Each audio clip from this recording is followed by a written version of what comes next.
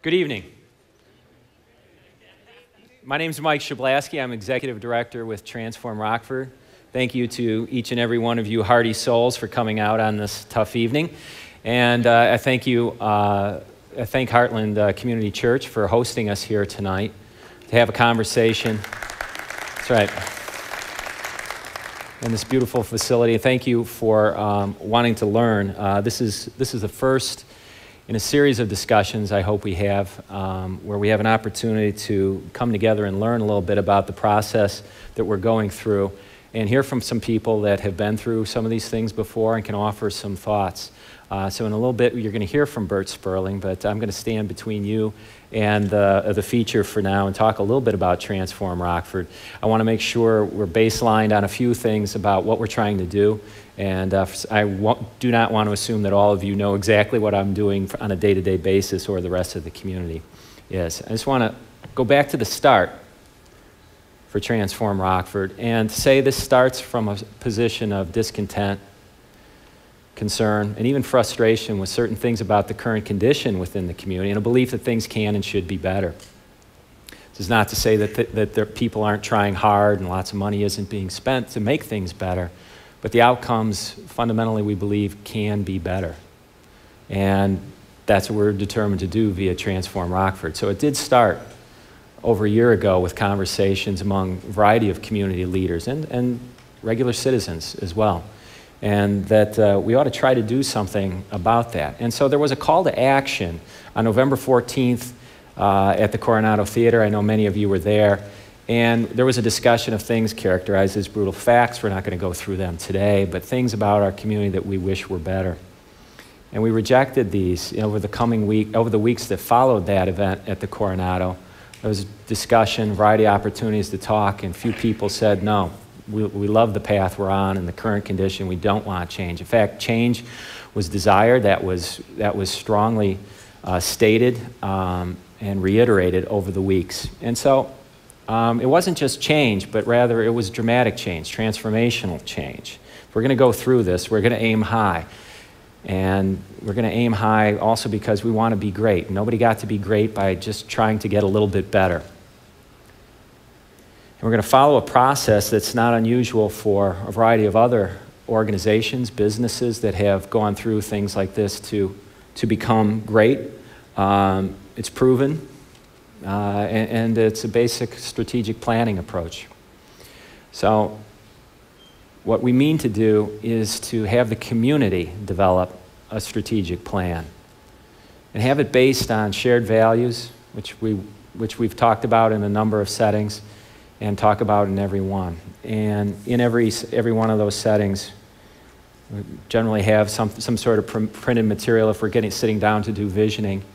And we're not going to cover all that here today, but that's a key part of what we do. And we're going to stick to an orderly process so that it has a beginning, middle, and end. You know where I am, I know where you are, and we stick to that throughout.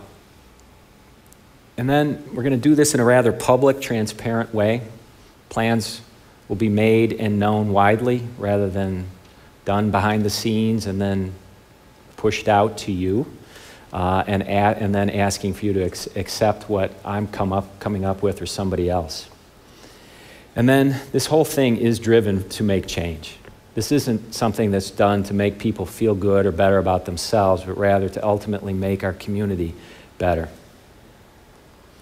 I have listed on the screen at the moment the 9 shared values. And again, I don't want to reiterate what's already been said and said better than I could ever do. But these are critical, and I would say probably pretty easy for most of us to embrace. Why would we not wish to do these things in a way that is based upon respect, striving for trustworthiness, transparency, and inclusion? Not only is it a good way to do business, it's also the right way to do business. We'll get a lot more done when we follow this, and frankly, it's one of the things that in the short term can make us better. It can be one of the outcomes, is that we become a community known for this, that works together in a principled way and cares about each other. That's not soft, that's practical, and it's important.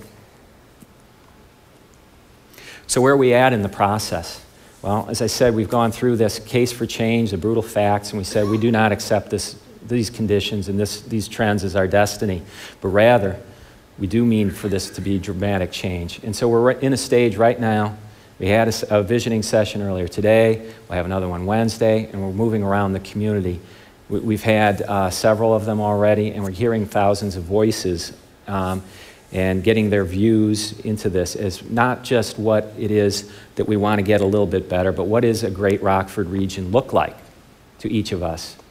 And a lot of people say, well, isn't the education coming up frequently? Yes, it is. But your definition of education is probably different than my definition of great education.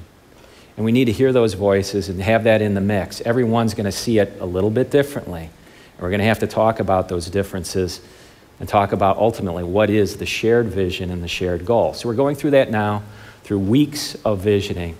We have a few weeks left of that. If you haven't been through it, please do. It's how you get your voice gets heard. Without your participation in it, you don't have a say in what the goal is that gets created. We're giving you opportunities. We're going from communities around to various communities, churches, community centers, schools, businesses, trying to get your voice heard. So please participate in that. And so in April, we'll be rolling out a draft of what we think we've heard and what makes sense as a shared vision. And we'll ask for your review and your comments. Did we hear you? Did we hear you right? Oh, and now after I see that all put together, maybe there's something else that we should consider. And we mean to have that dialogue and then finalize that vision, a shared vision for our community. And then with that, or on the heels of that, we need to move into a strategy session. How is it we'll go about achieving those goals? Who is it we need to engage? What is the path to becoming great? That's what will occur in the strategy session, and that will be an area where we'll really need those shared values to be able to have that conversation. And from that, we move into planning, detailed things like action items, assignments, responsibility, timelines occur in that stage. So we're going to be spending 2015 doing this, 2014 rather, doing this. 2015 will be the year and for starting implementation, really. Probably be very little that's implemented in 2014. And then beyond that, we need to monitor this process publicly. We need to update it occasionally and do that publicly. We need to talk about why are we behind schedule? Why did we not get this done? What are the obstacles to getting things done? And what are our recovery plans? We need to do that in a public way. I'm sure many of you are part of organizations where that's done. Maybe it's done in your business in a staff meeting where you have those conversations. But once you have that shared vision, we all know what we're aiming for. And the question is, how is it we're going to go about it? What are the steps we need to follow to make sure we achieve it? So, my role, I see my role as a facilitator. I'm not creating a vision, I'm facilitating the creation of a vision by you all. And dozens and dozens and dozens of volunteers. That's what Transform Rockford's role is. Rather, it's the community's vision. The community is actually creating it. We're merely the tools to facilitate that. And I want to highlight, too, that this is a regional effort. While the name is Transform Rockford, this is a regional effort. This is known as the Rockford region generally, and we're embracing that. We need the resources from across this region. We need to address the issues that extend beyond any city limits or any county line. And it's true that maybe some issues are have greater impact potentially within the city of Rockford or in a particular community. But we're all in this together, and there are some shared interests that go well beyond the city limits.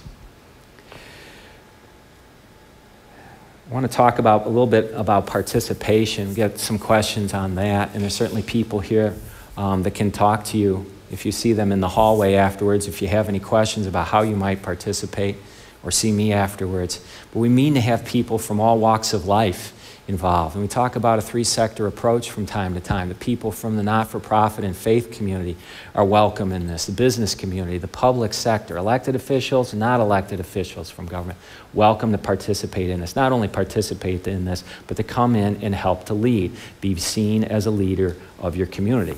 And I see people as more than just what they do in their day job. I know you have interests and passions and talents well beyond what you are known for. And I think that we want to reach our potential, we're going to need to tap into that. And so just because you do something during the day from 8 to 5, I bet you care about a lot of other things. But we mean to take advantage of whatever it is that you are interested in, what you want to do, and put that to good use for our community. So I see everybody as an individual contributor, regardless of your background. So, how to participate. I would say the highest form of participation at the moment is to participate in the visioning sessions that are going on right now. So to do that, sit elbow to elbow with your fellow citizens, help to draft what it is that a great Rockford region would look like, but also talk about it. Talk with your neighbors.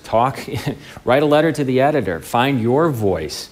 What is it you think the community should be doing and where it ought to go? Don't be shy about this. Don't wait for somebody else to do it, or guess what? They will do it. This is the time over the next few weeks to really find your voice and help set that goal. And then beyond that, I would ask that you use your networks. Each one of you has a personal network. You are an influencer of anywhere from dozens to hundreds of people. Use that to let your voice be heard and bring them into this process and let their voices be heard and let them understand what it is that's being done as well. There's plenty of teams to be serving on as well, especially once we move into the strategy areas, when we start focusing on individual issues. Right now there are teams, we have wonderful people that are here making this event possible, behind the scenes doing things like communication and keeping track of a variety of administrative things. But ultimately when we get into strategy and are addressing issues, we're going to need hundreds of people participating in that. And we're going to need people, like I said, from those backgrounds that I mentioned, 3 sectors, but also we're going to need subject matter experts, passionate consumers of services, as well as just people who are interested in this or bring a particular skill set that we need. So please keep that in mind in the coming months. And also I get questions from time to time. I'm sure many of you are from businesses or organizations and may be thinking, how does Transform Rockford affect this organization, or what do I do about this? When we talk about alignment, what Transform Rockford is facilitating is a regional vision.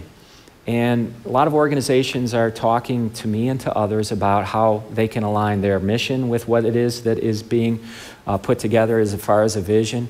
And frankly, staff and board members are being assigned to think about that in individual organizations. But keep in mind that nobody's being forced or coerced into participation in this. If you want to take a look at the 9th of these values on interconnectedness, it does say that we will not compromise any jurisdiction's or organization's identity or decision authority. But I would hope that your organization chooses to align and participate in the achievement of that vision. You'll see that as an easier path to accomplishing your own organizations or your own personal mission by tuning in when you see that vision being created. And some smart people are already thinking, wow, I could hitch my wagon to that. Not only could I say I'm pursuing my mission, but I'm pursuing the broader community's vision. And I should therefore, you can raise your hand at that point and say, listen, I'm trying to achieve something for the greater good. I ought to have the resources, the attention, and the support to do that comes with trying to achieve something for the greater good. Lastly, as far as what you can do, use the first person. Transform Rockford is not me. Transform Rockford is us. Feel free to use I, yourselves, but think of it that way. It's not these people, those people. You know what Transform Rockford ought to do. If you tell Transform Rockford what it ought to do, I'll point you back to its mission, which is to facilitate your vision. Okay, that's about all I can do, and all I'm tasked to do, and all I'm willing to do. But I hope that you all engage to do that visioning and ultimately the strategizing as well. So I mentioned participating in the visioning process. It means rolling up your sleeves and sitting there 2 hours with your fellow citizens and grinding it out. And filling in basically this statement of, you will know your region is great. When? You have to ask the question, well, what is the plan? What is the thing we're going to do? You all, if you participate in the visioning session, will start answering that question by finishing that sentence. And that's what those 2 hours are done, and you get to mix it up with your fellow citizen. Agree, disagree, but do so respectfully, And I think everybody who's gone through it has found it to be a pretty rewarding and enjoyable experience. And appreciate if you have any of you have feedback here, I'm going to open up the mics and want to hear about your experiences as well, both positive and negative, and ways in which we can get better. On the screen at the moment are some of the visioning sessions that we have coming up in the next couple of weeks. Probably have a few after that, but not too many more. So your opportunity to participate is somewhat limited, and please find one that works for you and get engaged on this somehow. Just a reminder, I've said this a couple of times, that this will be challenging. At times it will be messy. It's going to be team-oriented. We're going to have to share responsibility. We're going to have to run a three-legged race with a lot of people we don't even know yet, and people we don't even trust. But together with shared values and a process, we can work together. We have mutual interests that should break down some of those areas of distrust. And we're going to have to work together to make this better. Ultimately, this better be rewarding. I'm sure it will be. It already has been for me and for most people who have participated in it. I just want to highlight in closing up my comments that key things I talk about. A shared vision is powerful when we have that together with alignment of resources. You can get a lot more done with a lot less effort. Once you know once we have agreement on where we're going, we know how to share responsibility. Keeping the shared values in mind on a daily basis, letting them enter into the conversation. Like I said, that alone makes us, I think, a better community. With that, I want to close with a comment. We're going to do this, but we're going to do it together, not individually, not with force, not with power over, but with power with other people. I want to open it up for questions right now, because I'm sure a few people have some reactions or thoughts that I should consider. I hope. Anybody have any questions or comments before we? We have a question. Right now, what do the business leaders and elected leaders and faith leaders of those three approach groups view as our weakest parts of the region? In other words, until we know what we agree of shared values of what's considered our weakest link, we won't know whether we've made any improvement on the area we're weakest about. Well, I'm not going to speak for any individual or organization, but we frequently hear that education, jobs, public safety rate, people vote heavily on that in those visioning sessions. And then beyond that, individuals have different voices, and let's hear that. Does anybody want to answer that question? Because I don't see myself as an individual in any of those categories that I can't, and I won't speak for them. But through these visioning sessions, they step up and say. Also through letters to the editor and conversation. But those are the top three vote getters when we sit down in those visioning sessions. And those aren't necessarily leaders of those groups, but just ordinary citizens that are answering those questions. But several leaders in there too. Question over here? Once you have all the ideas together, Mm-hmm. once you have all the ideas together, then how is the group going to decide what issues to deal with, when, how? Is there a pecking order for getting things done? Is there, how does it fall into play, I guess, is my question. Like, you have to narrow some things down, correct? Because otherwise there's so many possibilities of what people would like to have done, right? Mm-hmm. And so how does our group Sure. decide how to narrow things down? It's a good question on how to narrow things down and come up with that shared vision. Well, that's a heck of a challenge, and we have a team that has agreed to take that on. One of the leads of that team is here, Ron Kluwer, in the auditorium here, and that's a challenge. But what I think he would say is that we're still listening to the voices of people of what it is that they want to see. That's step one, and then to lay it all out in front of the team and say, well, first of all, there are a lot of common themes, but then again, each voice is a little bit different. and to try to pick through that and say, here are examples that are representative or applicable to many of these voices. And then also to look at it and say, this is something that comprehensively addresses issues of the community and is part of what we want. It's a challenge. I don't know if, Ron, if you want to add anything or care to that? No? Or, come on.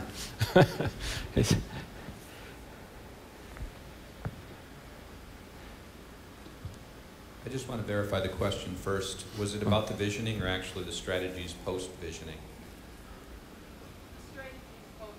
Okay, that's what I thought. But to add to Mike's comments on visioning, really listening, and you are starting to see some common themes rise, and education, jobs, economy, crime, safety, quality of life, all very high. So our goal as a group will be to really set a draft vision back to the community to say, we heard as a group, did we hear correctly? Is this what you were talking about? Does this capture it? Then from there, we have some folks also on those teams that will carry it forward and become, for lack of a better word, the strategy teams. And that's where I think, Mike, you were talking about needing hundreds of volunteers. Yeah, I'll take it. To be the subject matter experts. And once a vision's established, then we know the gap. We can tell the gap between where we are and where it is that we mean to be. And that's what the strategy teams have to come up with, is plans, ideas on how it is we would close that gap. And they'll do that in a variety of ways. Look at things that we have done that work. Look at things that other communities have done and good practices that they follow in order to close those gaps. New ideas. And that will also have to be done and discussed publicly. And I have to talk about why it is that maybe the plans are prioritized in certain ways. It's going to get, when I mentioned part of that messy and dynamic process, that's going to get exciting. But again, would you rather that be done publicly or rather be done privately and then you'd be told? So it'll be exciting, and those people on those teams are going to have a challenge to want to do that. I mean, that's being a leader, but it's also being out in the public to do that. It'll be tough. It'll be tough, but it will be rewarding. Other questions? Have one over here in the middle. Hang on. I'm interested in the needle in the haystack. There are literally tens of thousands of ideas that people have written on cards. Each person up to 10 ideas that they've written down. And every time at these meetings, people say, all that information will be taken. There may be one single idea that's brilliant. Only one.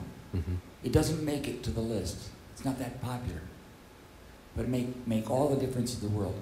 How are you dealing with big data with all of this? This is not just about computers. This is about people looking at stuff. What process is being used to bring that golden little needle out of the haystack? It's a great question, and maybe a question, this one might be exactly the one that should have been for Ron. But I think it's a very human process, no doubt. There's no computer program that can be written that will spot that needle in the haystack. It's going to require the thought of a lot of good people, and frankly, also why it's called a vision drafting team. I mean, they're going to come back and say, well, we sifted through it and we think this is good or representative or the best. But leave room for conversation to make it better and time to hear that. I don't know if, Ron, if you want to add anything to it, but this is going to be human and therefore a little messy, and maybe we won't get it right the first time. We recognize that. I think Ron's going to say a few. Sure. I think, Harlan, probably the interesting thing in this is the quantity of the data and the reality that there's so much commonality. And that helps you sift through. When you get to those individual ideas, the ones that you look at, and there'll be multiple people looking at them, the attempt is then to take them into a vision, but then also reflect on how can they perhaps truly be some of those uplifting best practices from other communities that raise them to the top. So they're inventoried, there's a ton of data, and they're also prioritized based on the way each individual group has prioritized them. But that doesn't mean that all the individual cards, all the other individual data is not looked at, because that's thrown into that same hopper for review. I think, Mike, you've called it the hard edges, and that's what we really need to look at, in as much as we need to look at all that high-level common data. Yes. Okay. We have a question here, Mike. I have a question, just a general question. Maybe you've already answered this and you've already talked about it, but how are you going to measure success? Like, what matrix are you going to use? We may do great things here, but what is going to be something that we say, yes, this is a win for us? Well, part of it is when we fill out this sentence. Is how I would answer it simply. We're going to have to talk about it publicly. And also in the strategy. That's in those teams that are going to focus on issues. They're going to establish the milestones along the way and the timelines. We're going to talk about it. And frankly, the public needs to challenge those teams at some point. You know, first milestones in 30 years. You know, check in 30 years. And, I mean, does that sound reasonable? No. You know, so we'll have to talk about that publicly and not give, you know, people cannot have a simple pass. On the other hand, you know, we respectfully listen, well, why would that be the case? And maybe we wait a long time before the first one. And maybe that makes sense. But to some extent, it will come out of the vision. And the vision will have a certain amount of measurable things about, we will know we are successful when, language in it. There will be some of that tied into that, but also those teams will establish shorter term metrics and things that we should be following. And we'll talk about them, why some are missing. I hope that answers a little bit. At what point do you engage civic and elected officials along this journey? They're absolutely welcome in this process. That have been participated already, and they're welcome. Is there a particular question or follow-up on that? I mean, they are welcome. No doubt. Just as, you know, business leaders, faith leaders, and so on are as well. Any other questions or comments? Actually, I have a follow-on to that last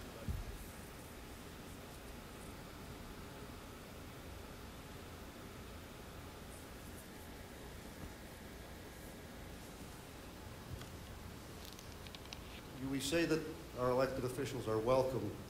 I'm curious to know what kind of buy-in you've seen from that side up to this point. I would say the support is good, the engagement is good, already cooperating and, have been supportive of the effort. We've got a long way to go, I recognize that, but I think it's good, it's peaceful, it's supportive. The mayor and the chairman of Winnebago County, I mean, both said and done good things to help us move this process along. Like what have they done? Well, the chairman wrote it in a column to the paper that he's supportive. He's expressed that in numerous public settings, for example. Have you had a lot of the politicians, the aldermen, whoever, show up at the visioning? I'm sorry, I can't hear the question yet. Have you Sorry. had a lot of the politicians and the run-it-alls show up to the visionings meetings? I have seen several at visioning sessions, yes. Don't you think that it would be good if they'd always show up at those? They are all welcome. The value of inclusion is not limited to any We vote for percentage these or people? people. Pardon me? We vote for these people, right? Yes, we do, and they are very welcome in this process. I would think they Absolutely. would be a part of this process. I mean, Yeah, I think they would be excited, you know? Mm-hmm. Okay. Mm-hmm. Again, I don't want to speak for them, but they've been saying good things about it and wanting to participate in it. So I'm going to take it at that, at face value, and I think they mean it. I think they're sincere about that. Mike, you said that they were welcome, but I think what some of the people were trying to say, there's three big things that keep coming up on the post-its: is education, economy, public safety. So if those are things that we want to transform, welcoming the public sector is great, but aren't they more of a necessity to change those things? Who's not a necessity? I agree, everybody's a necessity, but we're talking about bureaucratic, nightmares: education, public safety. Like, you know, there's a lot of politics that go into those things, and a lot of policy and decision making. So wouldn't public leaders, mayors, Christensen, wouldn't those people be more of a necessity than? Wouldn't they be more of a necessity? Yeah, they'd be more of a necessity to kind of push those things forward and make any changes. What can you do to affect the educational institution from a very individual level? I think we all play a key part. I mean, if you're not engaged, do you think that they are engaged? I think we need you in this process as well. Absolutely. There's room for everybody and a need for everybody. That's my point. Yes? After you have figured out the strategy and you say then it will be public again, will there be another round of then visioning sessions for? No, once the visioning sessions are done, a draft vision will be offered, comments will be taken, and it'll be finalized. And how will those comments be taken? Public sessions like this? There'll be a public session. Mm-hmm. Yes, any other questions or comments? No? Okay. Oh, one, excuse me, Pat, is there one question here? Or no? Okay. Oh, one over. I'm just sitting here in awe of how far you've come and how sustained this effort is. So first of all, I want to congratulate you because it's pretty amazing. Thank you.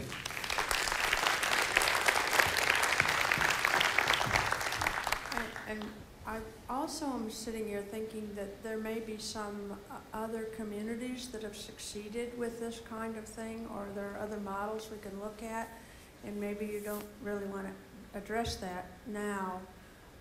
And thirdly, I think that we're all going to have to accept some ownership. I mean, this is a different model, isn't it, than we've used or experienced in this community in the past? I mean, can you either comment or wrestle with that a little bit? I'll wrestle with it a bit, and I'll speak for myself. I'm not sure I'm a historian. I've been asked to take a look at something from as far back as 1947 in this community and with a lot of communities. And I can't, I'm not pretending to be an excellent researcher on all the possible things that have been done around the world. And I'm not aware of a community that's tried to be as comprehensive or inclusive as what this effort is. So the reason to be inclusive, I think it's the right thing to do. I also think it makes us more likely to be effective. I also think we need to be comprehensive because we've got a lot of stuff to do and to tackle. And I don't know where things like public safety and education and economic development begin and end. So why would you not want to be willing to tackle all of them at the same time? I think we have to. If we just attack one issue, I'm not sure we'd be very effective, frankly. So there are some great things that have been done in other communities, and we can and should learn about them. And that's actually a little bit of what we're going to learn about tonight, some of the things that are going well in some other communities. But frankly, this is Rockford, and we should make it our own, ultimately, I feel, and do it our way, too. That's okay. Mike, we have one. Okay. I know you've used the word inclusion, and I was just wondering if you could speak a little bit more to the ways that Transform Rockford is trying to include all members of the community. I know the visioning sessions are happening all over the region, but I guess I just wonder if the teams, like if all the members of our community are represented in those ways, you know, if their voice is being heard and being a part of the leadership.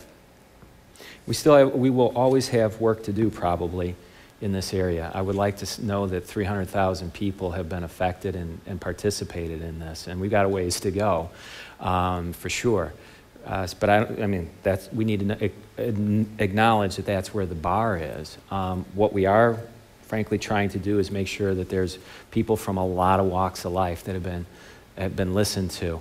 While we cannot get everyone, they are all welcome in this process and been invited to it. I hope they feel invited to it.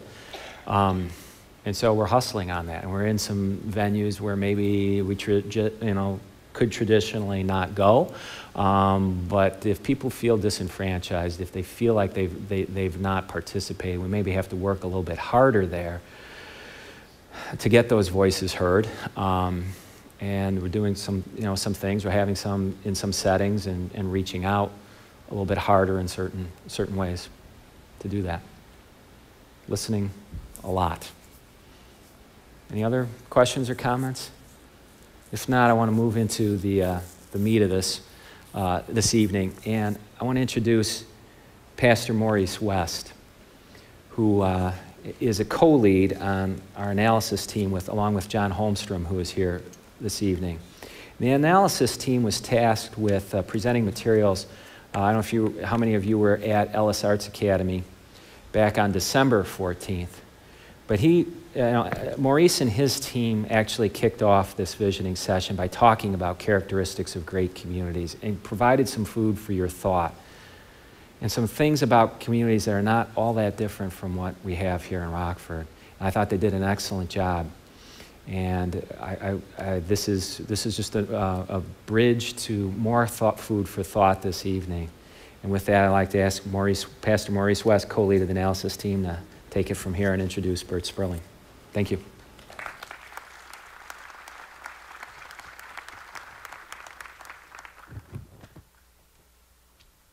Good evening. There it is. Good evening. I also appreciate you braving the weather, and I'm appreciating the fact that this meeting happened so that I could stop snowblowing on my neighbors' driveways and get in the house. I'm excited about the fact that I have a chance to introduce our speaker for tonight, and just to kind of piggyback, before I do that though, the last question that was asked was talking about how do we get everybody in the community involved, and people are being added to the team I'm over and with John Holmstrom almost daily, and basically just a matter of letting your voice be heard, that you want to be involved, you want to work, you want to do certain things in the community. We're up to 56 members in our team, and we're one of the smaller teams, and there's more teams to be formed later on, but it's going to be all based on us as members of the community stepping up and getting involved. So just wanted to say that. I'm going to introduce Bert Sperling, and I have about 6, 7, 8 pages of information about him that I thought was very fascinating. I'm going to condense it down to just a few main bullets because I really want us to see the importance of his visit to Rockford and the importance of what he's about to share with us tonight. I was talking to my wife on the way here, but basically I told her, you got to go because somebody's got to be there to support me. so she's here. But then when I began to talk about some of the things that he's involved with, and she got excited about it also. So let me stop there and just kind of go to, I got it all down to one page, so if it gets too long, I'll stop and we'll just bring him up and let him talk and tell us about himself. Bert Sperling has been involved with helping people to pick best places to work, to play, to retire, to vacation for over 25 years. His background is very diverse. He came out of Oregon State University in the early 70s, got a job working as an industrial engineer, was excited about that, got laid off. Got a job as an accountant, excited about that, got laid off. Then he realized that we're in a recession at that time. He began to look for ways to fill a niche that he could actually do. His background also includes the fact he started a software company in the early 80s, a company which he and his wife still own. He's played guitar in a country bluegrass band, and he also has a different website which talks about his passion for singing. But then he got involved with doing research for cities. So in the late 80s, USA Today ran an article about what he's doing, and Money Magazine got excited about that. They started a collaboration which continues to this day. Then he has a number of areas. He's worked with his Healthiest Cities for Women's Studies that has appeared in Self Magazine, Best Places to Live and Best Places to Retire. That's appeared in Money Magazine, Best Cities for Women and Ladies Home Journal, Great College Towns in Newsweek, This Town Rocks, Best Cities for Teens for 17 Magazine, Best Places to Buy a Second Home, Smart Money Magazine, Best Places to raise an Outdoor Family, an Outdoor Explorer Magazine, and the list is voluminous, literally. He's really involved with it. The core of his work is researching and ranking what are called Metropolitan Statistical Areas, or MSAs. I'm a little bit excited about that because I didn't know what an MSA was until about 4 months ago. And all of a sudden, that's all we were in our group we were talking about were metropolitan statistical areas, which Rockford region is a part of. So we've done a lot of that. The New York Times calls him the guy who picks the best place to live. And you'll find out that a lot of the magazines that say this is our data for this is actually coming from Bert, and he's the one that's provided all this information. So he currently spends his time living in Oregon and a couple of places, Portland, as well as I believe it's called Depot Bay, and I'm sure I messed that name all up. And he's lived in Kodiak, Alaska, Carmel Valley, California, Key West, Florida, and Long Island, New York, but he settled in Oregon. So we're very glad and happy tonight to introduce to you and give an exciting Rockford round of applause to Bert Sperling, the guy who rates the best places to live.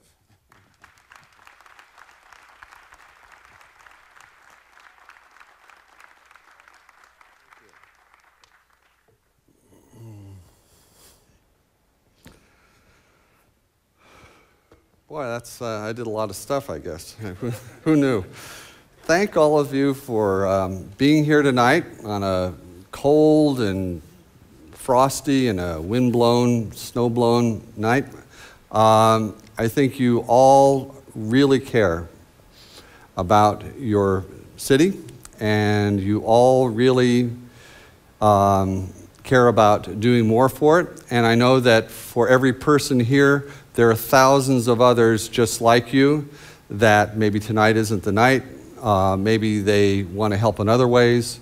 But I've been very impressed about what I've seen as far as this Transform Rockford movement. I think you're doing things right. I haven't seen any other type of initiative like this be so. I think someone, one of the questioners, used the word consistency.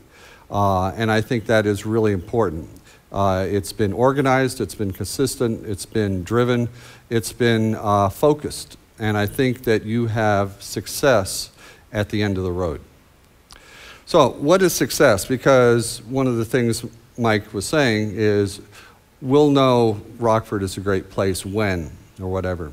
Well, I can tell you that some of the measures that I've seen is when people you know somewhere else across the country say something like, hey, I heard this story about Rockford.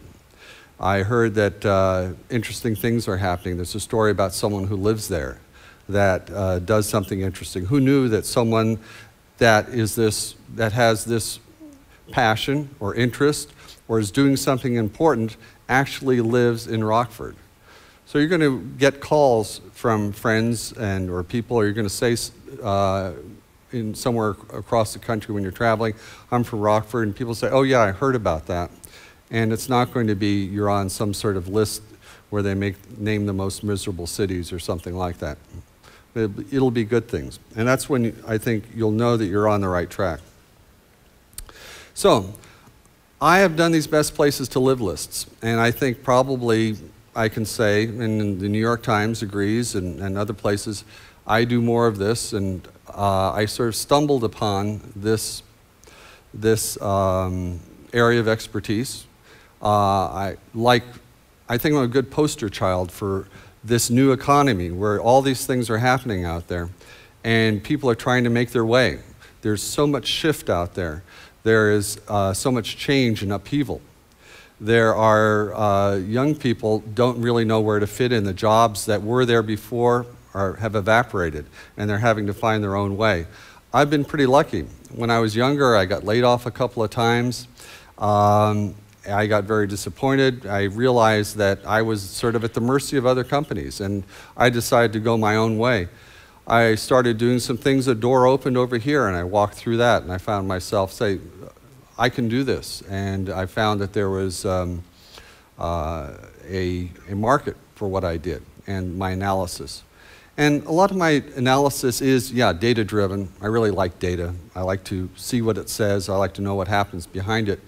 But it's interpreting the data and what it says.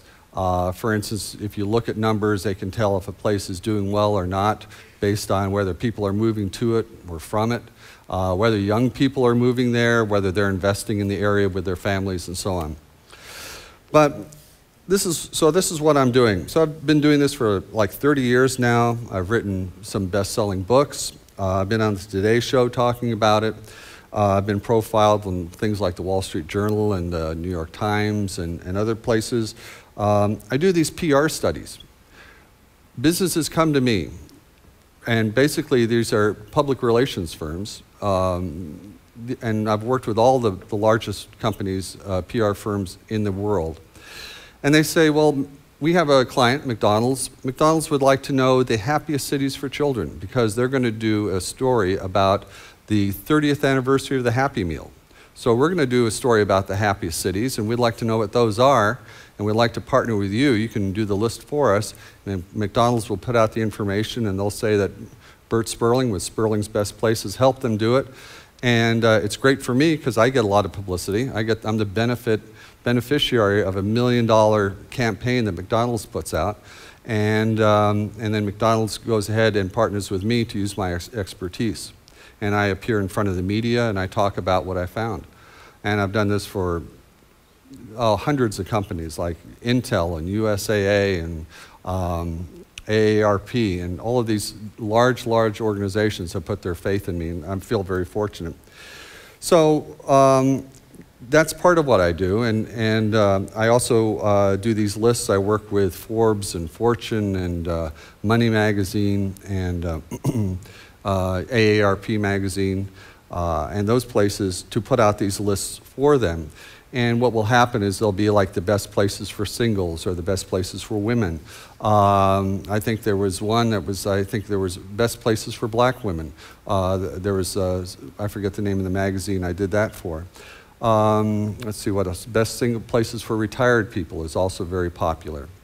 So those are very interesting. And basically, these rankings are meant to be an insight. They're made, obviously, I don't know Rockford as well as you do. I wish I did. But what I can do is I can sort of cast the light on places like Rockford, and I could say to people in a ranking, take a look at these places and see if they fit for you. Now, with these rankings, what they do is they shine the spotlight on places all across the country. And there are different best places. You know, you can have a best places list, but actually there are different best places for different folks. If you are young and single and creative, if you're right out of college and you want to start a career, you're not going to want to go to a smaller place. You might want to suffer financially for a while, and maybe live 4 or 5 people to a small apartment, and try and make a mark in, say, New York City, or Washington, D.C., or Chicago, or San Francisco. And then when you get to be, say, 30 years old and you've hooked up with a significant other, and you might say, let's leave this rat race, let's go to someplace fun like Boulder or Portland or Denver, places like that, or Austin, Texas, and let's go ahead and open up our own sort of company, or we'll work for another place. And so they use what they've learned to live there and maybe dial back the tension and the commuting and all of that, and have a quality of life that you're not going to get maybe in the big city. Then kids come along, and then it's the best places for families, and they're going to want to find a great place to raise their family. And then it becomes important for great schools and where it's going to be great for kids to live as well. Finally, you get to be my age, the kids are grown and they're gone, and you are an empty nester. And then suddenly you have different things that you look at. After a while, then you become retired. And you don't only become retired, and they have best places for retirees, but I've found there's actually 3 stages of retirement. And I like to go ahead and say at the beginning, there's the go-go phase of retirement, where you're, say, 65 years old. In some cases, maybe you're lucky to be 60 years old. You've got a pension or whatever, and you've got a lot of time, you've got a lot of energy, and you climb mountains and visit countries you've always wanted to. And then what happens is you do that maybe for 10, 15 years, and then you slow down, medical conditions interfere with that. You want to be closer to friends and family, and you enter the slow-go phase. of retirement, where maybe mass transit is more important and you want a larger city to sort of be a part of if you don't have as many friends and family to help take care of you.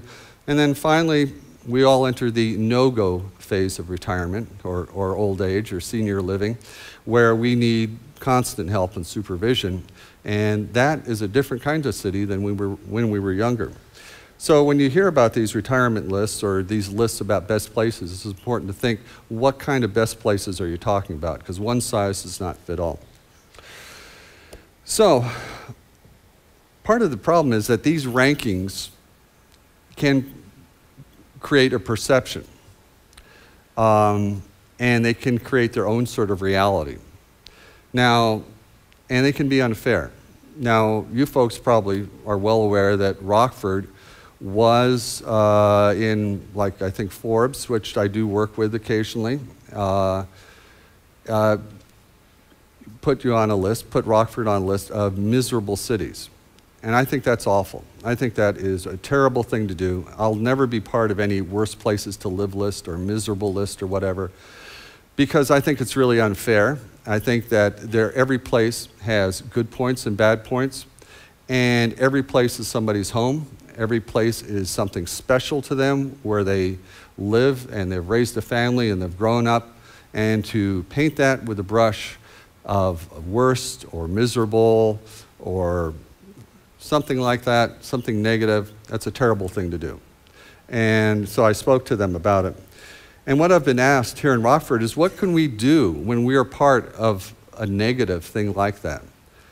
And I'm afraid it's really tough to overcome that by addressing that. That is basically something in the media that has come and gone.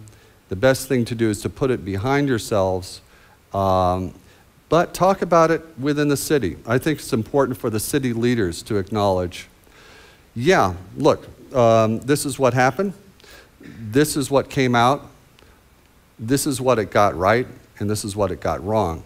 And usually something like that is what it got wrong. In this case, the study of the most miserable cities was flawed, it was superficial, it wasn't even a study. A lot of these magazines put out these lists because they want people to click on their slideshow to get extra advertising revenue. That's the only reason they put them out. And there are relatively few of these best places rankings that come out that have any thought or science or informed opinion behind them. So it's important to realize that. So when those things come out, realize that unfortunately you're being an unfair victim of some desire by these publications, these online publications, to get extra revenue just to get people to click on their story. So what can you do to go ahead and try to, well, I'll get to that in a minute, what you can do. Let's talk about what I look at when I look for best places. Now, best places, that's all about quality of life. It's about livability. It's all about being a great place to live. Now, I've thought about this recently, and this is sort of fun because I get to quote Tolstoy. It makes me sound really smart. I haven't read the rest of the book, I'm afraid, but I do know the first line of Anna Karenina. And in Anna Karenina, the first line is happy families are all the same. Every unhappy family is unhappy in its own way. And I'd heard that, and I thought it was a great quote, and I realized that's about cities. Every happy city, every great city to live is pretty much has all of these foundations of success and happiness. But every city that is failing in some way, and no city is perfect, but every city that's failing in some way is missing some of these things in unique ways to itself, in unique combinations. So some of the things that what I look at for really cities and quality of life and great cities, the factors that I look at are education, and this goes all the way from preschool to public school to college resources. And one of the things I think is really important when I look at, first of all, test scores are pretty tough to quantify. You'd be surprised. You think, wow, test scores, we can go ahead and determine exactly what the best school is. But what I try and tell folks is don't just look at test scores, look at how well that school and those teachers fit with your child and meet with the administration and the teachers and see how it fits with you. Test scores are not the whole answer. It might not be the best fit for your child, even though it's a high-scoring school. And one of the things that I look at for education is I look at the balance between private schools and public schools. I think when a community has fled to private schools in a big way, then that's a failure of the community to bring people together. My own kids went to inner city schools. They went to some magnet schools out of our district that were melting pots of kids from all over the area, and I think they're richer for it. They didn't go to an elite academy. They didn't go to one where only kids like them, but they went from kids from all over, from immigrants, recent immigrants. One of my kids went over to their friend's house for lunch. It was a Cambodian family, and they had squirrel, which they had killed earlier earlier that afternoon.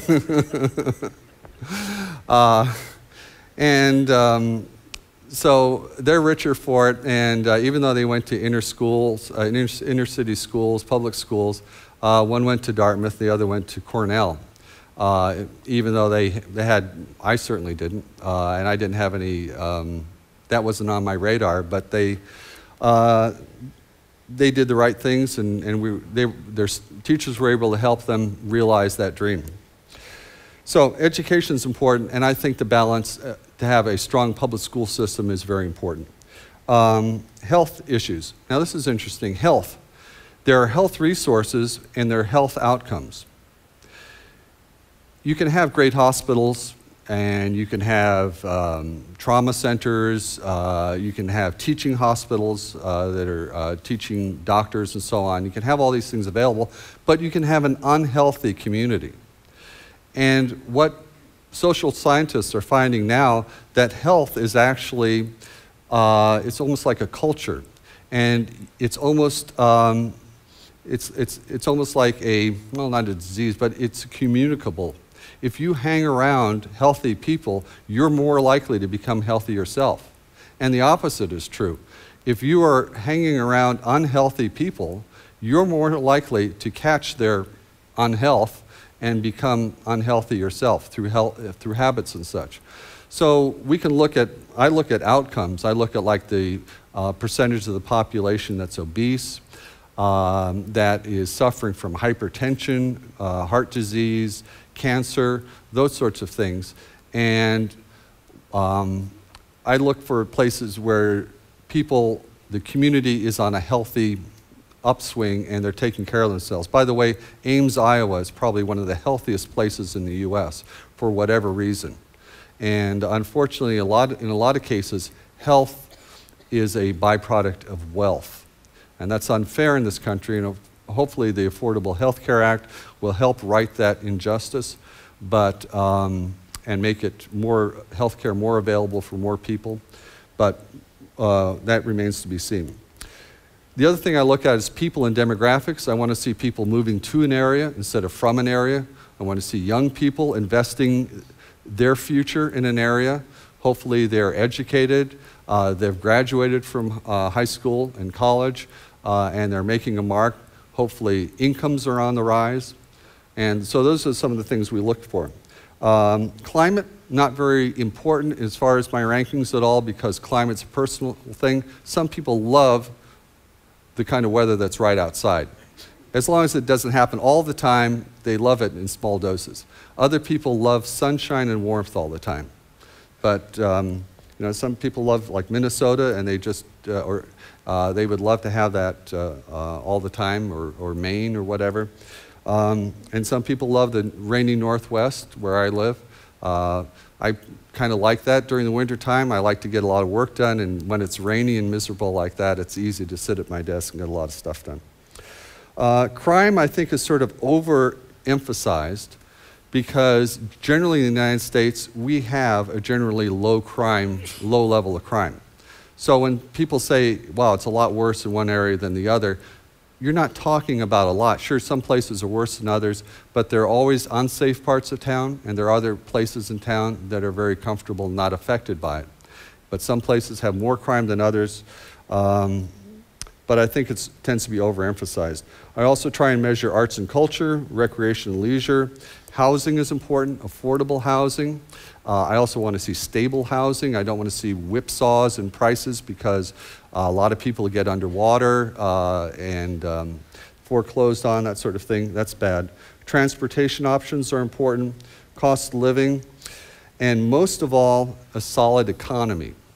More than anything, you have to have a solid economy to have a happy place, a healthy place to live, because without a great economy, well, without a stable economy, then what happens is you have problems with collecting taxes, which means that you are going to have poor funding for schools, social services, fire, police, water, getting roads repaired, keeping parks open, all these things that make life really worth living. I believe in taxes. You know, some people these days will tell you, gee, we're going to cut taxes as much as possible, and you're still going to have everything you need. We're just going to go trim the fat. Well, I'm afraid that doesn't work that way. I think government's running pretty much on fumes right now as it is, and they're having problems delivering what needs to be delivered. And the notion that you can keep cutting taxes and still have a government, I don't think you can have a discount government and still have a great quality of life. So, and that brings me to something, well, first of all, do you have questions about basically what I do as far as ranking? I got a few more things to say, but before I put everybody to sleep, do you have any thoughts about what I do and how I do it and that sort of thing? Wow, that's hard to believe. I know somebody has a question. Somebody's going to get the ball rolling. There we go.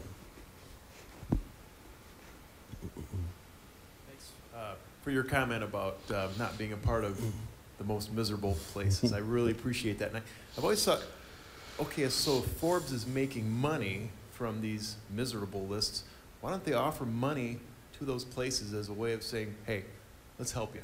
Have you ever talked to them about, you know, making money from us, now give it to us back? Wow. I guess because they don't have to. It would be fair and it would be nice if they did that. But no.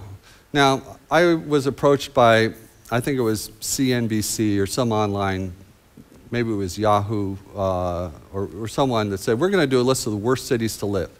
We have 25 cities we've picked out. We'd like you to make a few comments about these places because they're so bad. And I said, well, first of all, I refuse to go ahead and do that. And second of all, not only refuse to do it, I refuse to believe that these are the worst places to live. And I said, I'll tell you what, I think that there are places that are down. There's always going to be places that are having a hard time. But why don't you go ahead and just turn this around? We know that these places are having trouble. Modesto, California, Stockton, California, Cleveland, Buffalo, Syracuse, Rochester, Flint, Detroit. We know that they are struggling. And the folks, for gosh sakes, they know they're struggling, and they don't need to hear it again. So you're going to put a list like that out, and what is the point? You're going to kick them while they're down. Tell you what, I'm going to go ahead, and I'm going to do your work for you, but I'm going to give you reasons for every one of these 25 cities why they're turning things around and their positive aspects to all of these places. So I did that, and it took about a week to go ahead and put all the information together. But they did. They came out with a story of America's comeback cities. And they said it was one of the most popular slideshows that they had put out. And the positive reaction they got from these places was overwhelming, that finally somebody recognized that they were doing some things right and they weren't miserable failures. So I'll do what I can to go ahead and try and keep that going, and I really believe that. So is any other questions about what I do? Yes, lady in the red coat back there, and some other folks. I think I'm way back here, but I'm Oh, yeah. curious as to what extent, if at all, you use survey data, or if all of your data is non-survey based. Sometimes we use, okay, she had a great question, survey. Now, some people say, well, you do a survey, and other people say you do a study. I look at them as studies because we study information, data, evidence. Surveys is like a poll. You go out and ask people questions. The problem, for you folks who are statisticians out there, and I know there are dozens out there who would go ahead and talk about sample size. We could talk about that all night long. But have you noticed in the polls, they always say they have a poll of about 1,000 people that they look at to look at across the country. Well, you would not only need 1,000 people to look at the country, but you need about 1,000 people in each one of those cities. So if you're going to do a survey of looking at those, you would need 300 or 400 in each one of those, and it's very difficult to spend the money and reach all of the people in all of the cities. But we are able to go ahead and use our website. We have a website that gets about 1 million visitors a month. And sometimes we will dangle a question in front of them or two, and we'll say, I think we did a study with Ziploc to find, what was it, America's freshest cities, because if you're growing vegetables, you'll want to put them in Ziploc bags. So where are people growing vegetables? And there's no data out there available for that. So we put a question on our website, and within 2 or 3 days, we got about 8,000 responses. And for the 50 largest metro areas, we got 400, 500, 600 responses in those, and we were able to get that information. So we used a survey in that way. And we found places, I forget what was, I think surprisingly Cleveland, they were growing a lot of vegetables in Cleveland and a few other places, but that was a pretty interesting one. So sometimes we use surveys like that, but traditionally that information isn't available. And we do, it's not a poll exactly, but we use data from the CDC where we'll use other polls and questionnaires. The CDC has the world's largest telephone survey, and I bet some people here, I know I've gotten a call from the Centers for Disease Control, and they've asked questions like, how healthy are you? What's your height? What's your weight? Do you use a seatbelt? Do you smoke? Do you have a firearm in the house? All sorts of things like that with risk factors of health. And every year I get data on 500,000 people around the country, and I use that information. So it's not a survey that I do, but it is a poll, and so that data gets used. Oh, yeah. Hi. So where do you get your data? Well, from the Bureau of Economic Research, the Bureau of Labor Statistics, the Census Bureau, the National Oceanic and Atmospheric Administration, realtor organizations for home prices.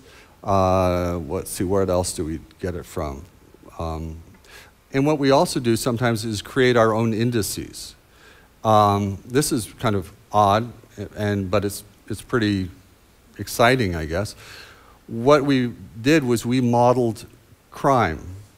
And what we looked at were what factors made an area more likely to have crime. Looked at the city, and then we looked at different neighborhoods. So we did some crime modeling, and we have a crime risk index. It's sort of like having, imagine a tornado hitting an area. Well, a tornado might not hit a particular block, but if it hit a block right next to you, you could be kind of concerned that sometime you might get hit by a tornado. Like if your house isn't broken into, or if your car isn't stolen, or if someone isn't assaulted on the block next to you, if it has happened in that area, or if it has that sort of likelihood, then it gets a higher risk index. Well, we posted on our website, I started to get phone calls from not insurance agents, but insurance companies saying, we would like to license your data. We find that your crime risk index is more accurate than our actuaries, and we are writing policies based on your data. And I thought, wow, this is really scary. They're making bets, investing their money, hoping that our data is correct. And I guess they found it to be fairly accurate. So now we have a business providing this information to insurance, I guess, brokers or agencies like connected with Lloyd's of London and so on. So it's funny how things go, but you put the information out there and people will find interesting ways to go ahead and use it. So the answer is we'll create our own indices ourselves, like cost of living index and so on. I think if you go and look at cost of living index, our website is one of the top ones in the country. In fact, if you just type in the words best places, you'll find us #1 in Google. So that's a pretty good vote of confidence for what we do. Yes? Here he comes with the phone. Yes, good evening.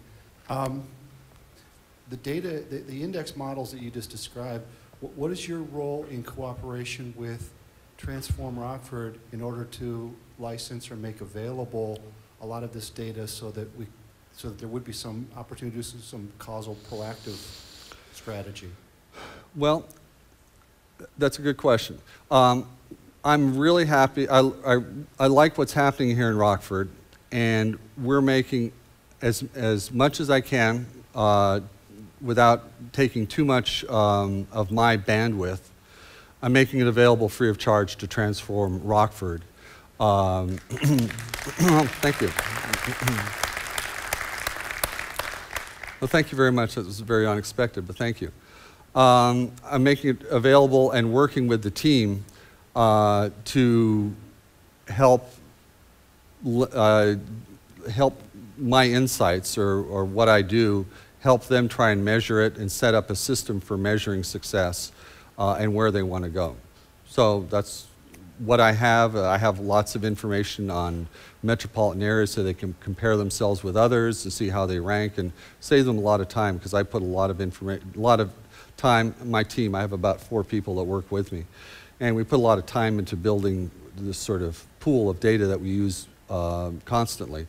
So I'm happy to provide that, as long as it doesn't take too much of my time away from trying to earn a living and keep things going. I'm happy to go ahead and provide whatever I can. And I'll do that for universities and students and other organizations to help them. But the folks that can afford to pay money, yeah, they're going to get hit. Yes?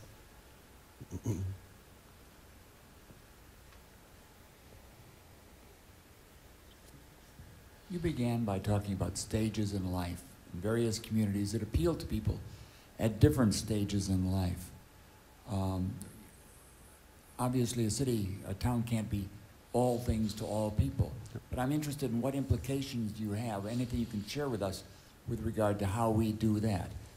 The history of Rockford has been, in the past, it's a great place to raise a family, but it's a terrible place if you're a young person, because Chicago's nearby. Anyway, any thoughts you have regard to this whole issue of what we would do as we're going through this process? Well, that's a good question about, yes, families.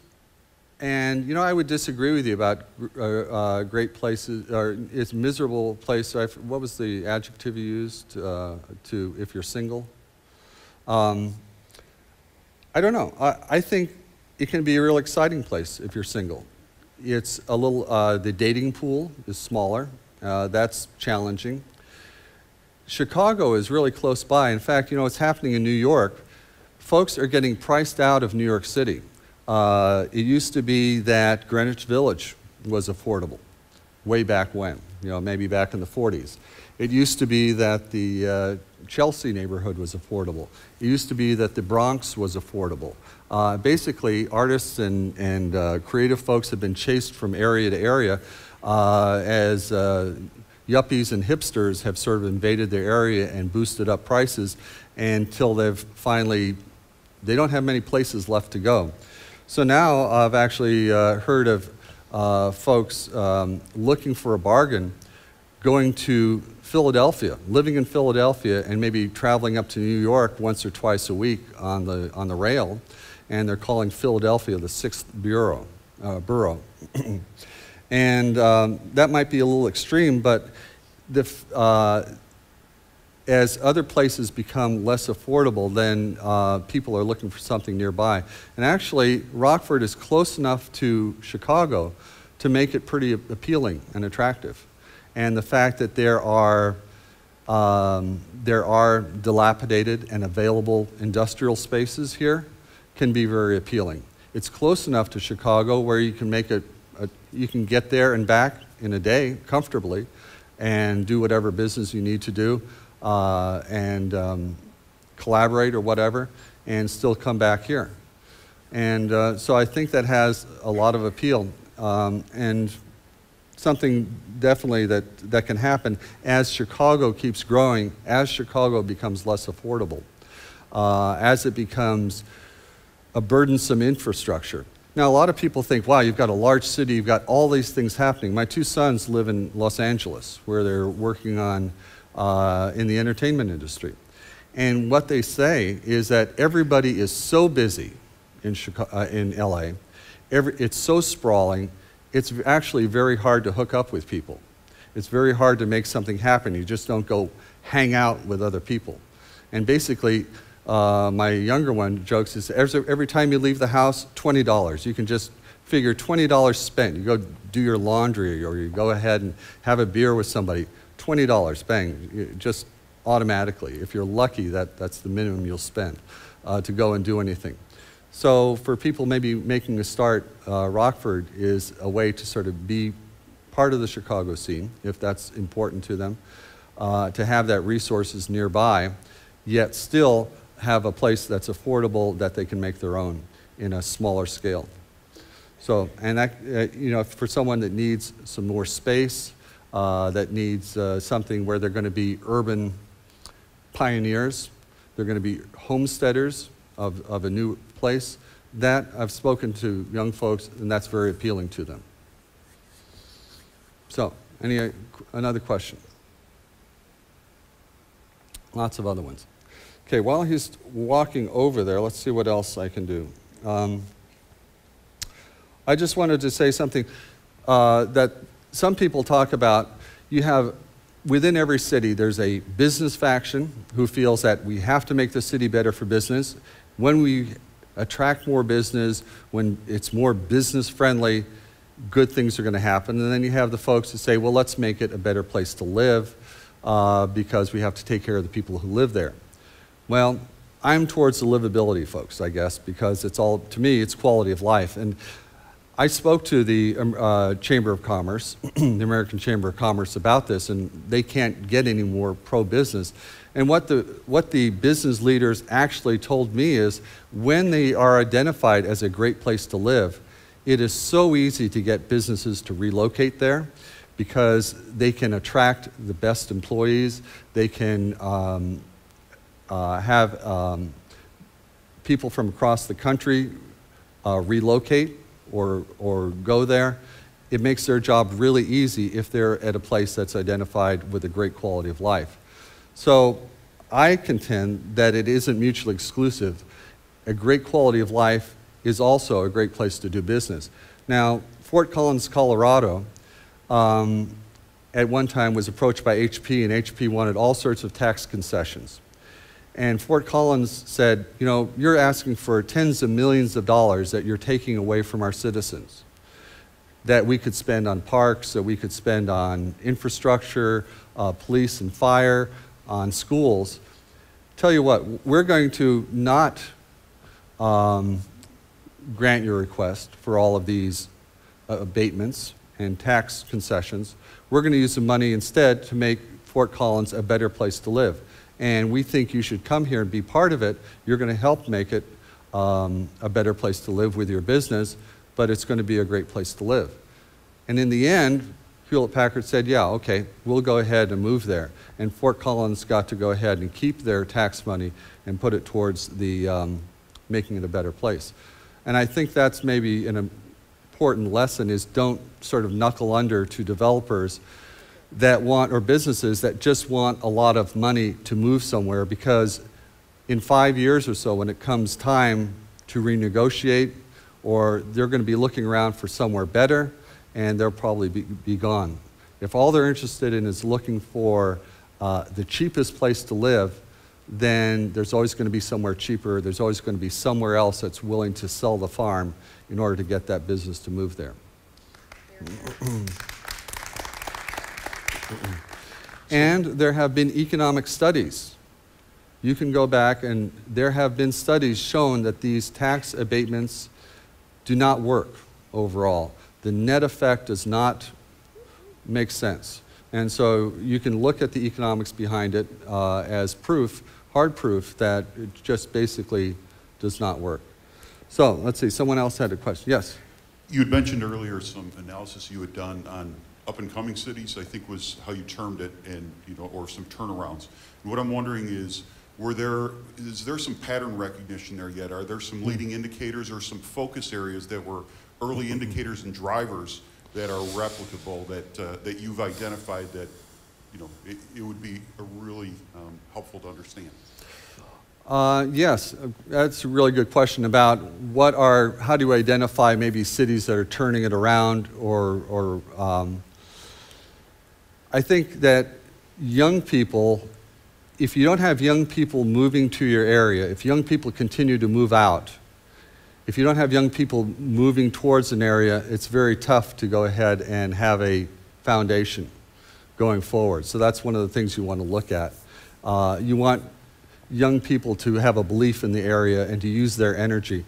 I would rather see 100 2 or 3 person companies trying to make something happen than one large 1,000-person company trying to moving to a place, because all those are seeds of growth that can grow in weird and unexpected ways that might be the next. Well, in Oregon we have Nike.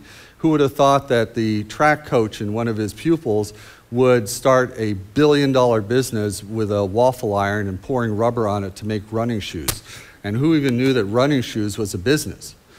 So I think the best thing that you can do is to try and set up a framework, and either for maybe say, you move into this area, you don't pay anything. For every $100,000 you make, you pay no tax. For every employee, you get $100,000 of free revenue. You don't pay any taxes. For business, we'll help you get set up or whatever it is. And we're going to set you up in some building that is falling apart anyway. And you might as well go ahead and use that. We'll help you fix it up, whatever it takes, and then stand and get out of their way. Businesses are always saying government has to get out of the way of business. Well, I think, in this way, it's right, but I don't think we need to get out of the way of some huge, giant company and let them do what they're going to do whenever they want it.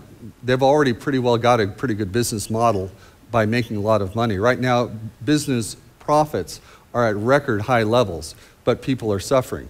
So I think what the thing is, try and help small businesses of 1 or 2 or 3 people and let them try and start something and get out of their way and see what happens. And who knows what crazy new ideas are going to come from 3D printing or drones or some sort of computer technology, voice or facial recognition or something that is happening.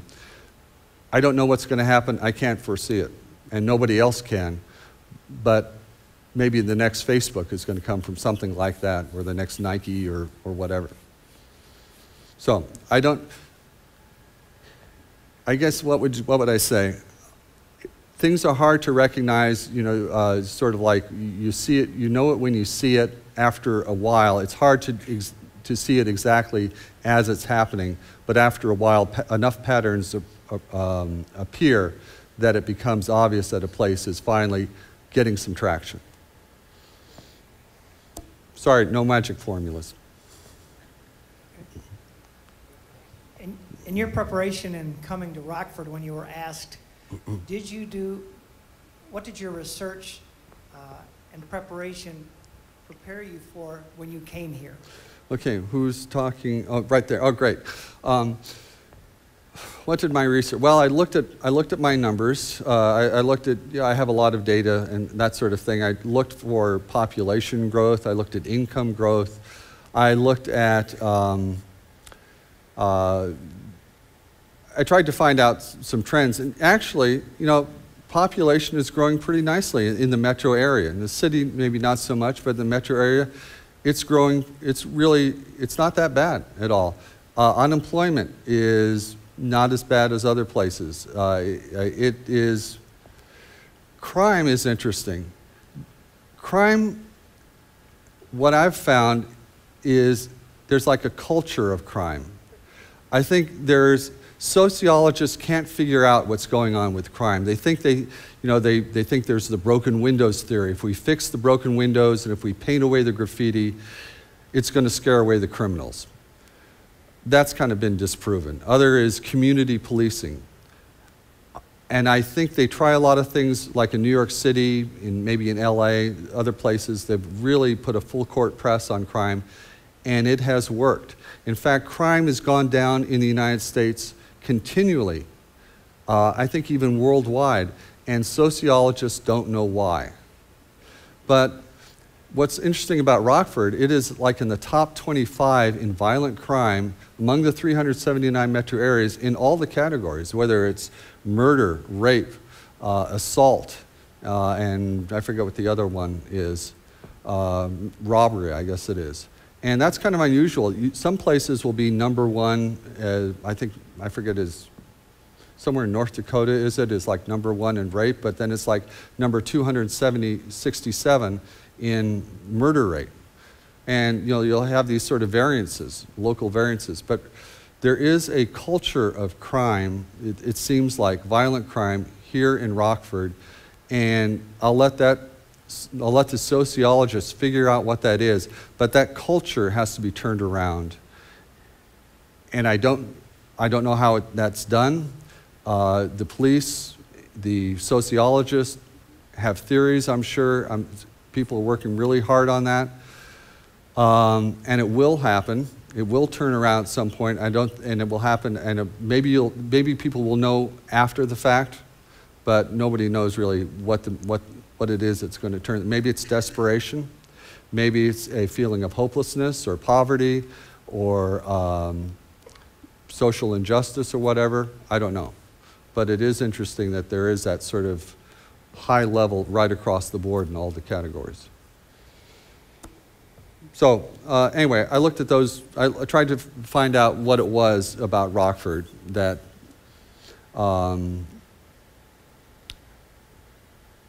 what there is in a nutshell. Statistically, it's not that bad. But every city has problems. Every city, just like every family has problems if you scratch the surface enough. So I wanted to just go ahead and say about what... Question? Yes. Oh, yeah. I'm sure your crime modeling system is proprietary, but can you tell us what the drivers are in those formulas? For, what was that? Your crime modeling system? Crime modeling. We tried to look for correlation between, about 50 different social and economic attributes. We looked at voting preferences, Republican, Democrat. We looked at religious affiliation, if there were any correlations there. If we looked at things like income levels, what else did we look at? We looked at family structure, very important. We looked at a percentage of, say, youth within a certain, for violent crimes, most are, say, young males. So we looked at a predominance of young males. We looked at the education level at that. I think the strongest thing we found was the divorce rate. The percentage of the population that was divorced seemed to have the highest correlation with high crime. And for those of you who are statisticians, we got an R value. I think the best we could get was an R value of about 50%, meaning that we found 50% of the correlation, meaning that half of the correlation, half of the reasoning behind crime, just we can't find an association between that. We'd like it to be better, of course, you know, up to 80, 90% if we could, but a lot of it is just inexplicable. And there's some regions of the country that I think have more of a culture of crime. I saw there's some interesting theories. I have it on my blog, but basically some people feel that regions of the country, maybe like the South or whatever, have higher rates of crime because of where they came from way back when they populated the region. Farmers versus ranchers versus people who worked in factories. For instance, maybe some folks back wherever had to protect their land against intruders and had to do that through force, whereas folks who worked in, say, factories or worked in as craftspeople had to be more collaborative and had to get along with people more. That makes as much sense as anything, I guess. But we found divorce rate and family structure, I think, to be like the strongest rates of correlation. One thing I did not want to go to at all, I did not want to look at race. I didn't want to look at race and ethnicity. I don't think that's right. I didn't want to go there. And I don't think that's fair. And you know, a lot of sort of like profiling for colleges, they have, say, need-based whatever. A lot of it's based on race and ethnicity. I think it's more a function of income and poverty levels, because it really, if a person comes from a family that is stable, the mother is a pediatrician and the father is an attorney, I don't care what kind of race or ethnicity that child is from, they're going to have more success than someone who grows up in a trailer with a single parent who might be crippled by drug addiction. It doesn't, so I think it's mainly that situation more than any other background. So that's what we looked at and what we didn't look at. I have one more question over here. Yeah.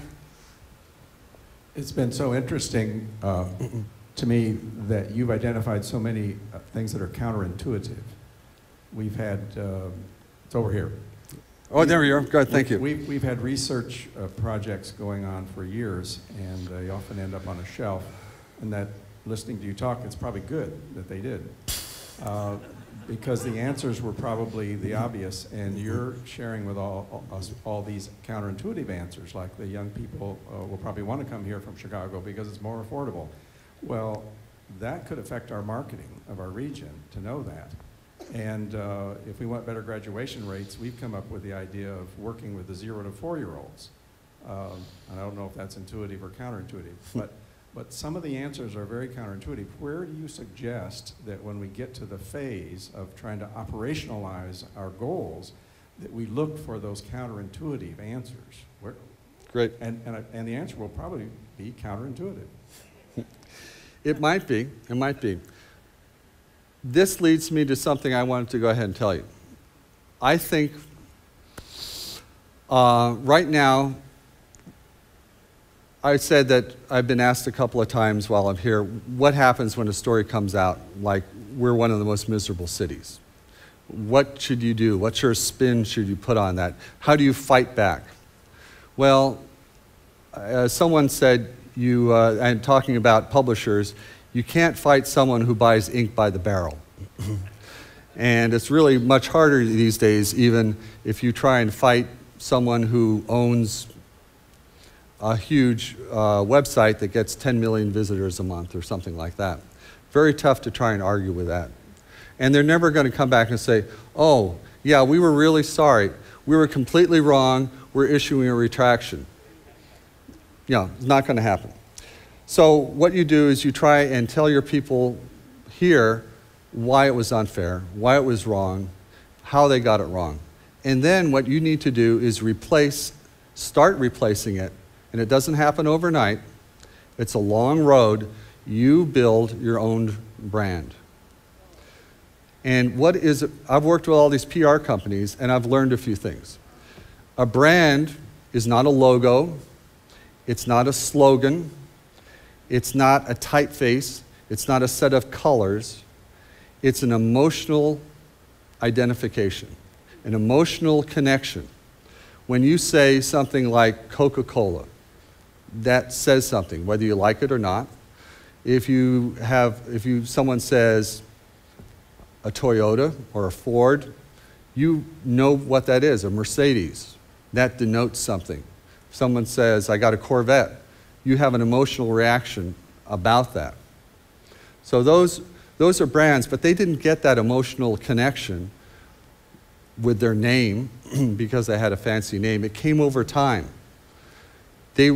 We were all educated about what this meant. So what's going to happen with Rockford is you're going to have to establish an emotional connection with the rest of the country. And you can do that because all these people writing stories about miserable cities and that sort of thing, they're doing it because they want people to read about something. And Rockford is just grist for the mill. It's just something they can go ahead and write about. But you know what people love more than miserable lists or whatever? They want to hear uplifting stories. They did an analysis of the most emailed stories in the New York Times. And out of thousands, tens of thousands, hundreds of thousands of stories, they looked for commonalities. Some computer scientists, they looked for what makes an emailed story. What do people want to hear? They wanted to find awesome, inspiring, human, uplifting type of things. Those stories are the ones that people want to share. That's why reality TV is killing scripted television right now, because those are real people telling their story. Those are things that people couldn't write about. Those are real stories, and we want to hear that. Ever since we sat around a campfire tens of thousands of years ago telling stories about the big hunt or whatever, we want to hear stories. So what can happen is that there are thousands of stories here in Rockford. So when somebody writes about a story about in the Food Network, maybe someone writes about a new type of, about people making chocolate or whatever like that. Well, there are people doing that here in Rockford. Maybe the food writer doesn't know about that. Well, it's up to folks like Transform Rockford or whoever it is to collect some of these stories, these interesting things that are happening, and let the rest of the country know about it and have a dialogue with the writer. So when the writer is looking for something, and these writers, they're under a deadline. They're looking for stuff to write about. They're looking to write about something interesting, uplifting, and human, and that could be stuff about Rockford. Now, what happens is that story gets mentioned in some sort of, I don't know, food magazine or something like that, or some blog, but there's a little mention about Rockford.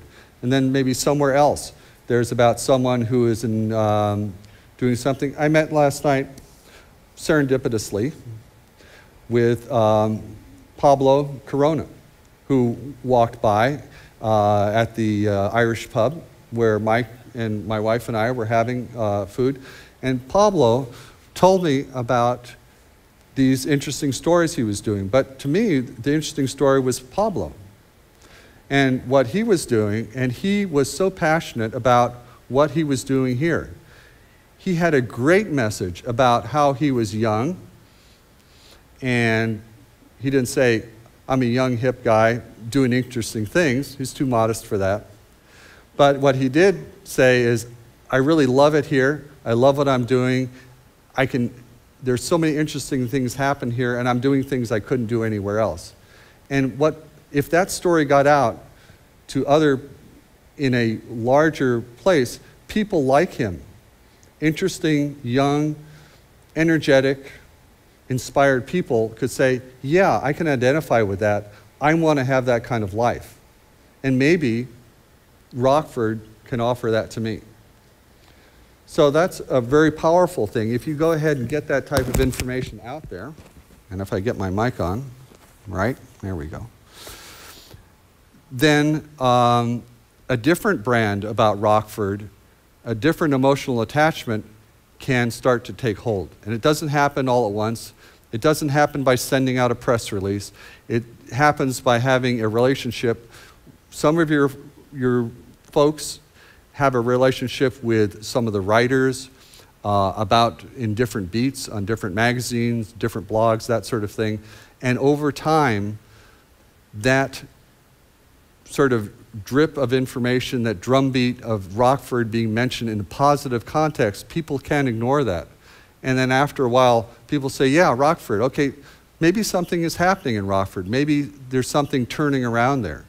And then you'll see positive things coming from it. But the thing is that there are these stories. I'm sure Pablo doesn't know about all of the stories. I'm sure Mike doesn't know about them. I'm sure you know about things and people that other people might not know. Maybe somebody has something that's being used in some sort of Hollywood motion picture. Maybe someone is actually doing writing for some national magazine or newspaper. Who knows what is happening in some way, but it's important to let someone know that they can tell the media so that positive things can be said about Rockford, and that's how you control your own message. And if you don't do it, otherwise the media will go ahead and find something to write about Rockford. It might not be pretty. So, any questions about that?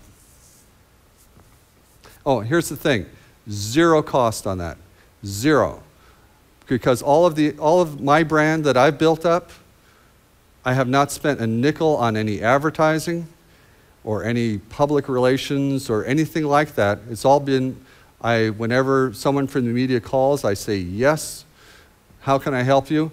Let me tell you about what we're doing.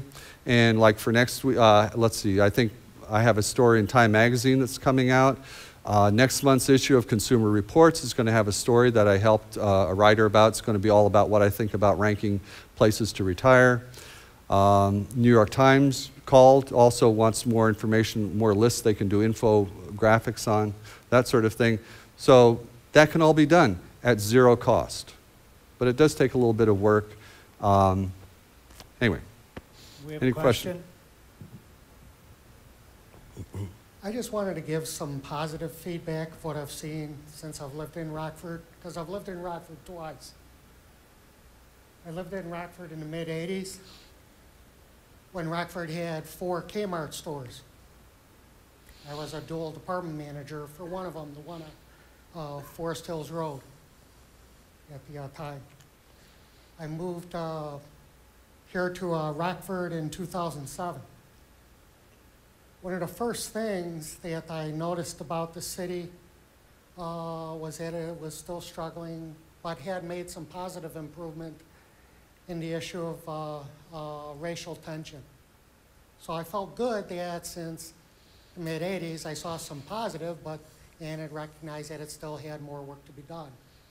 One of the things that I noticed without knowing anybody that lived in the city of Rockford other than the individual that I was dating at the time.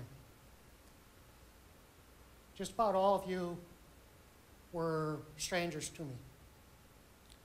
I could pretty much tell how the city was broken down economically. That's one of the things, how to improve the economic condition of Rockford.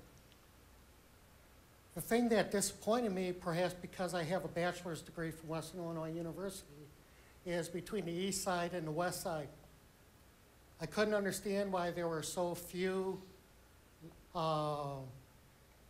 economic development on one side of the river, and to me what seemed to be favoritism when the city was also dealing with the downtown structure. Rockford's history was, how do we get people to come downtown? I've seen just in the past few years, Davis Park, the outdoor movies. Well, with our sub-cold weather, I don't know about the ice rink, but that was a positive thing, the ice rink. I saw the city marketplace. Lots of positive things that were bringing more people to Rockford, a city of its size, which has a small town atmosphere for most. At least I feel it's a large city with a small town atmosphere. That balances the rural farm life, still part of Winnebago County, with the city life. I saw a Discovery Center, the museum. Lots of communities the size of Rockford don't have those sort of cultural aspects to them. That's a positive thing for Rockford. One of the things that I saw just in regards to churches and businesses as well is the word service.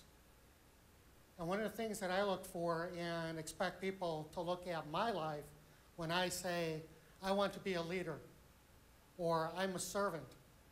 Am I just mouthing the words, or am I showing integrity by being a servant?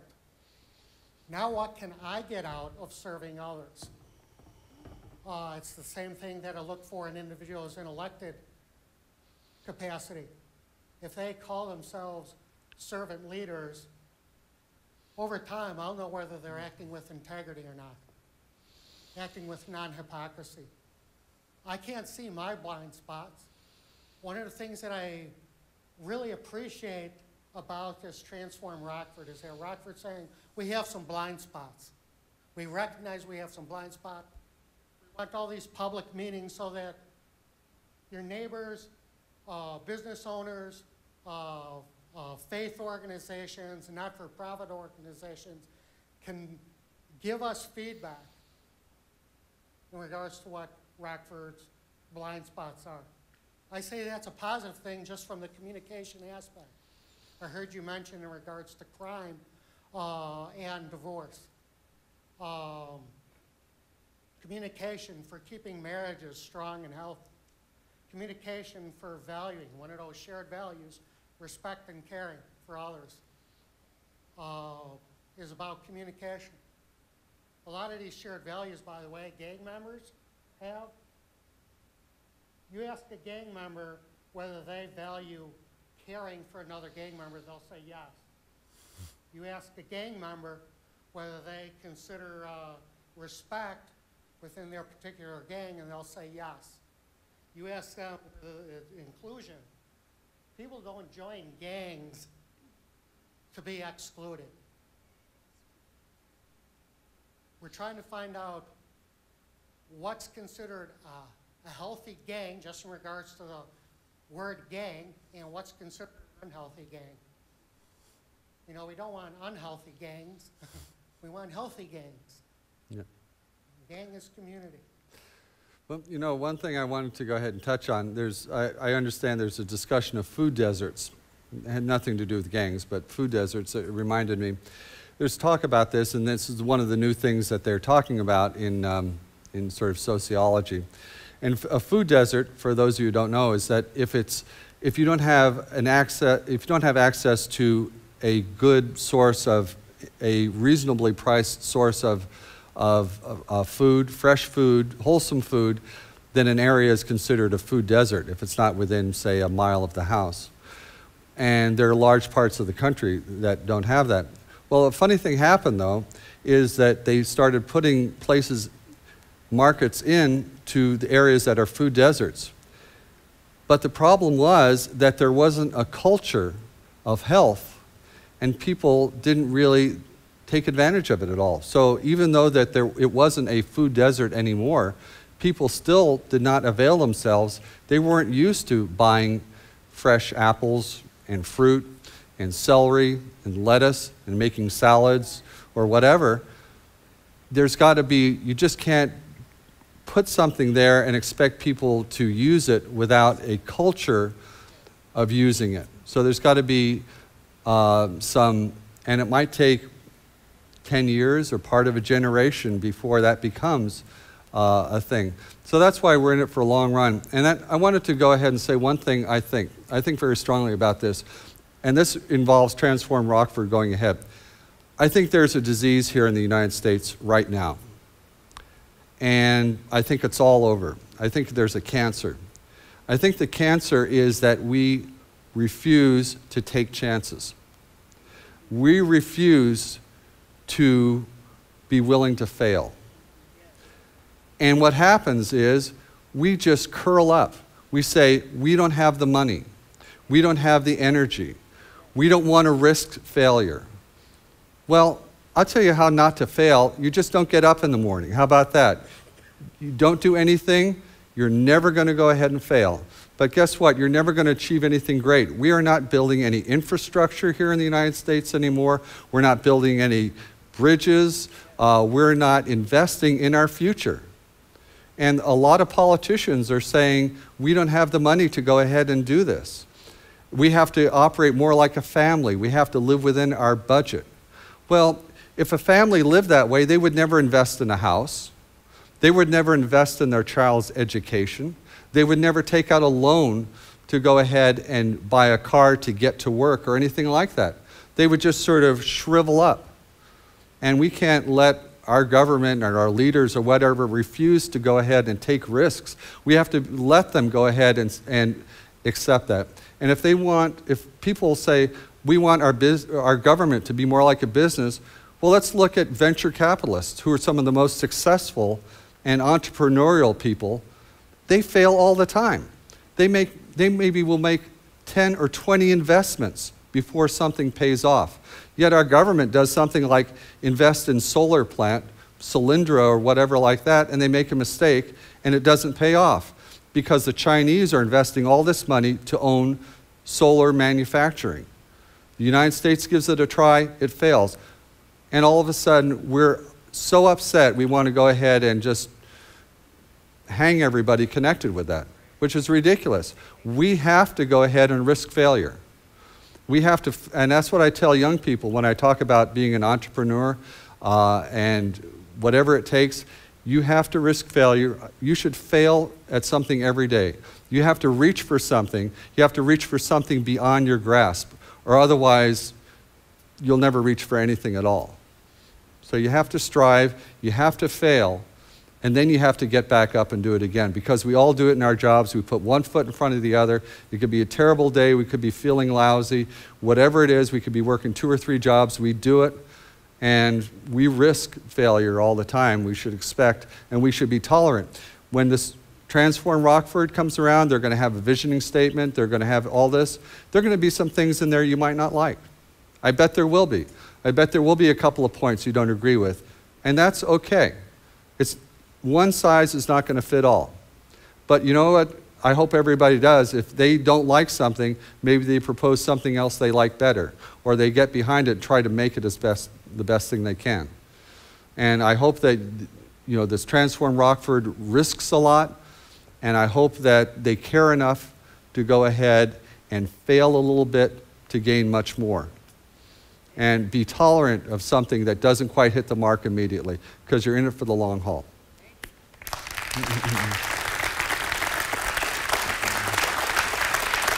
Well, thank you so much, Bert, for challenging us. I hope everybody got something to think about, even if you don't agree with everything you heard. I hope we've been challenged at least. So thank you so much. Thank you, Mike. Thank you. Thanks very much. Next steps, please remember, participate in the visioning processes that are coming around in the next few weeks. Please get in and participate and live those shared values. Have a good night. Drive safe. Thank you very much for coming out.